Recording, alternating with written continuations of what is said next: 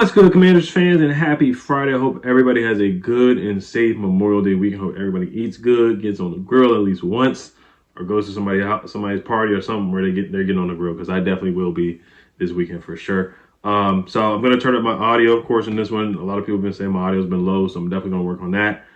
So just let me know how the audio is in the comment section on this video.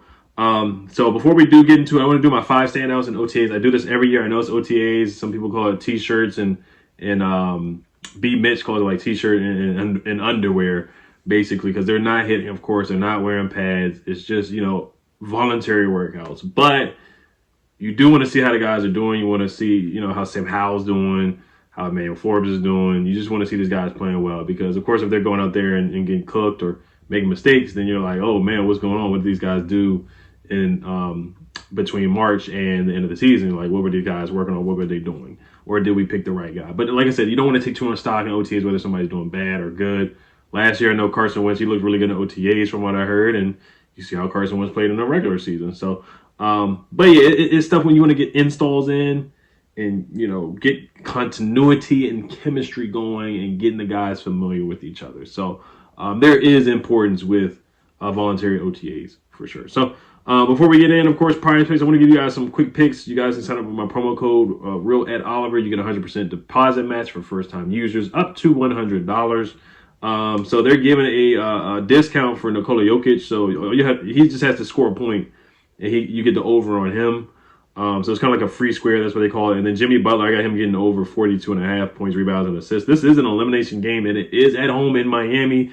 Jimmy Butler, he wakes up when it's big games. When it's big games like this, Jimmy Butler wakes up. So I think he's going to wake up in this one. He's kind of been off lately. He had 24 points, rebounds, and assists on May 25th, and they just got skunked. And then he had 43 against Boston. I think they lost that game too, though. Where Boston right now is 3-2. Boston might fool around and win that series. I really wouldn't be surprised at all. I've never seen a team. I don't think I've seen a team be down 3-0, but Boston could definitely do something like that for sure. But I think Jimmy Butler, if they want to win this game, Jimmy's going to have a big game. He can't play around and have 15, 20 points. He's going to have a monster game, like a 40, 35-point game, in my opinion. Like, he's got to be super, super aggressive like he was in that Bucks series. So, like I said, link down below in the description, 100% deposit match. Those are the 2 free plays I'm giving you guys. There's also WNBA, MLB stuff that you guys can put player props in for sure. So, all right, let's get to the first guy. Of course, we're going to start off with Sam I Am, man. We hear some really good things from Sam I Am, especially on that first day.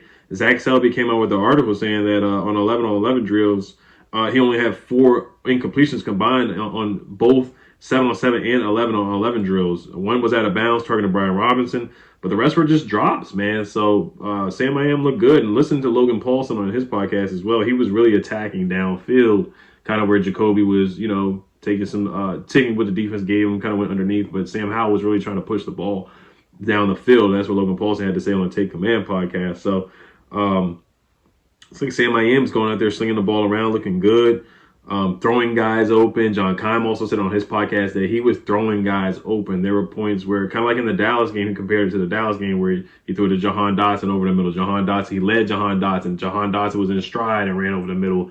We just didn't see that a lot with Heineke. I'm a big Heineke fan, but we didn't see consistently from Taylor Heineke, and we didn't see it consistently from Carson Wentz. So what I saw is only one game. Like I said, you can't take too much stock in OTAs, but Sam I Am, we know the accuracy that he has, the velocity that he throws with, that he leads receivers. He led Terry McLaurin down the field. It was like next-gen stats, one of the best passes of the season from a Commanders quarterback last year, that pass to Terry McLaurin against Dallas. So Sam Howell definitely showcased that on day one, so he definitely stood out. Trying to look at my other notes, but yeah, he was just more aggressive and decisive with his throws than Jacoby Brissett. That's what Logan Paulson had to say about day one. Now, day 2 was a little up and down. He got yelled at after throwing an interception because he didn't chase after Percy Butler. What's his name? Eric Bieniemy said, you threw it, go get it. So, but he bounced back and threw a touchdown in the red zone after that. So Sam Howell is definitely showing some growth there. You see in the huddle with Ron Rivera on Commanders.com or Commanders Instagram. He had Sam Howell in the huddle. So he's growing. He's developing. Terry McLaurin has some really good things to say about Sam as well. He said he's running the show, and I think he's doing a really good job of that. He's doing a good job of communicating with us. His play on the field, the ball comes out of his hand really well, and he has a good feel of where we are so far. We're going to continue to try to build with him and give him as much confidence as possible, end quote. So Sam I Am stood out in the first week of OTAs. Next guy is a guy I'm really excited about, man. Cashmere Allen. I've been excited about him since we brought him on as a UDFA. So this is from my colleague, my coworker David Harrison said this about day 2, that Cashmere Allen, he dusted somebody so bad that he was just wide open. He dusted and manipulated the cornerback, got past his man, and was wide open. He said the move was so sick that the defender was confused. The defender went to his defensive back coach asking what happened. So that's how bad that Cashmere Allen dusted his defender. Zach Selby brought up Cashmere Allen in both of his OTA notebooks, so that really stood out to me. He said that Cashmere Allen continues to look solid throughout OTAs with multiple targets and catches. It will be interesting to see if he can keep that production during training camp.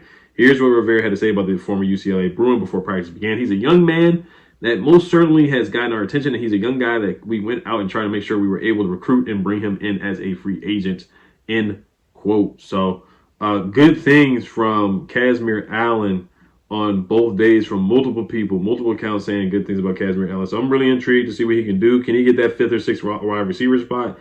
Is it going to be returning punts, kickoffs, something? He's got to be involved as a wide receiver / running back.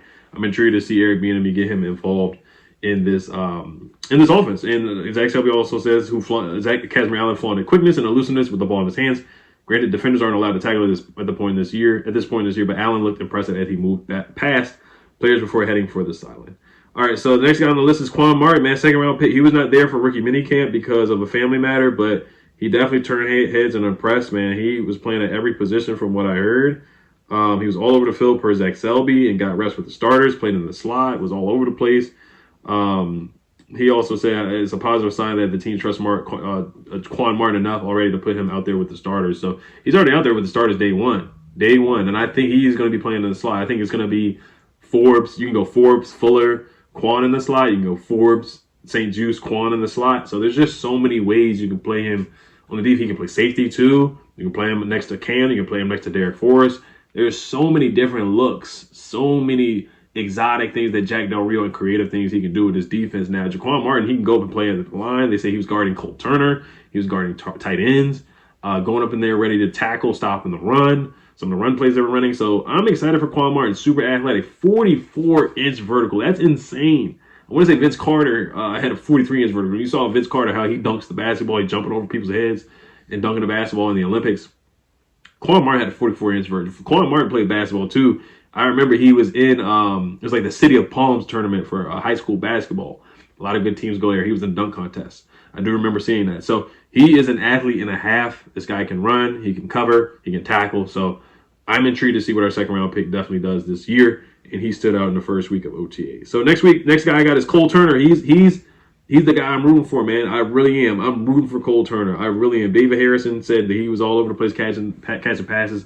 Had a couple touchdown catches. Rick Snyder said that Cole Turner showed out as well. He was all over the place getting a couple catches as well. You see in this picture just how big he is, how tall he is. He's going to be a tough guy to bring down. I think he's not a yak guy. You look in college, he would just catch the ball and fall down. As long as you get the first down, I'm good. You don't have to get a bunch of yak. I do like seeing yak from my tight end, but it is what it is. This guy's going to be a red zone target for sure. We just did not do well in the red zone. I think Cole Turner, if he was there and available, I think he certainly would have helped out with that for sure. The tight end room, I'm not the biggest fan of our tight end room. Injury-prone guys, to be honest. Unproven guys, to be honest. I think that's fair to say. But there's some hidden talent in these guys. Logan Thomas, I don't trust him that much, but I'm rooting for him. Cole Turner, very unproven, very talented, though. Armani Rogers, injured. John Bates, he is what he is. Good blocker. A lot of people saying don't sleep on John Bates, but I mean, he hasn't really given me much to not sleep on, but I think he's a good player. I like John Bates. And then that's really it, man. I mean, that's all we got. So, but we have 3 really good receivers. So I get why people aren't concerned about the tight end position. All right, so that's 4 guys right there. I didn't really have much of a 5th guy, but I would say Forbes. Forbes had a pick against Marcus Kemp, but that's nothing to really write home about against Jake Fromm and Marcus Kemp. But I thought he did a good job from what I heard for sure. So Percy Butler got a nice pick as well. Percy Butler is a guy that I'm looking at for a breakout season. The guy's fast, man. He's got lightning speed, running 4.3 40. Chris Sims hyped him up, said he was the best safety in the draft, or one of the best safeties in the draft. This guy, he can play safety out there, a heavy hitter. He can stop the run. He's looking to hit. He's like a heat-seeking missile out there too. Can play special teams. So let's see if this guy can play and get some more playing time. Derek Forrest was a guy that broke out. Can Percy Butler break out in that same similar way? So we got a lot of depth in the secondary that we just did not have last year. So I'm excited about this secondary. I really, really am. That's about it. And then, of course, Eric Bieniemy, he stood out. Barking at guys, telling guys to hurry the F up. We don't have the time to waste. We don't have a lot of time. Logan Paulson talking about his offense. He just talked about how Scott Turner, his offense was just a little stagnant last year, and that Eric Bieniemy, he's already putting a lot of stuff out there, man. They did a lot of third down and red zone stuff. The offense looks sharp and looks pretty good. A lot of screens. Andy Reid was really, really, really good at the screen game. I'm going to see some screens. Antonio Gibson out there. He said, Luke Paulson also said Eric Bieniemy did a lot of overloads to confuse the defense, a lot of diverse looks and challenging looks that make it hard on the defense.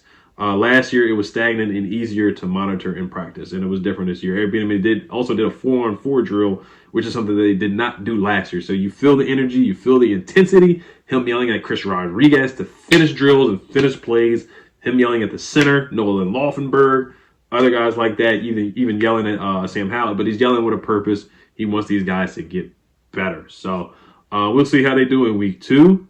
But hey, Eric Bieniemy, he and even Cole Turner caught a touchdown for a pick play, but he made them run it again. Even though they scored, he wants perfection. He wants them to run the play correctly. So Eric Bieniemy also stood out to me as well. All right, you guys have a great weekend. Thank you for tuning in. Hail to Commanders. Peace.